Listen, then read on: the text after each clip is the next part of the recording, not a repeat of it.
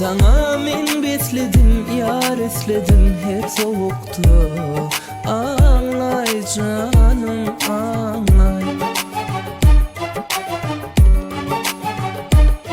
Sensiz olmayar yüreğim, sensiz arzularım solur yarım. Gelsene sen canım, anla diyelim. Sen gelirsin men halimi ağlar mısın?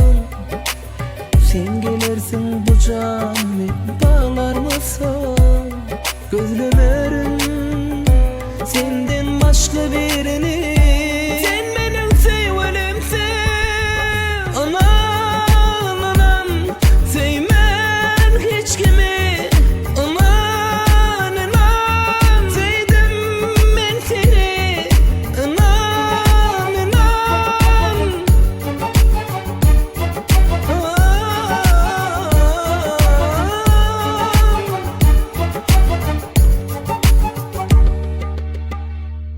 sensiz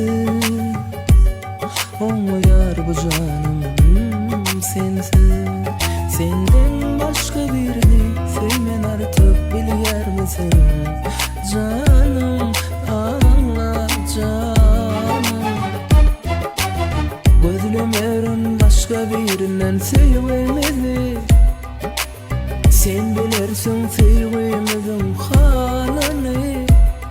Gözlemerim senden başka birini. Sen benim sevgilimsin. Anan anan sevmem hiç kimi. Anan anan sevdim ben seni.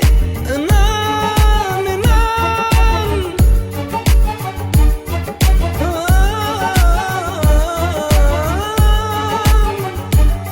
senden başka birini sevmen artık biliyor musun? Canım, anla canım. Sana min besledim, yar esledim her soğukta. Anlay canım, anlay.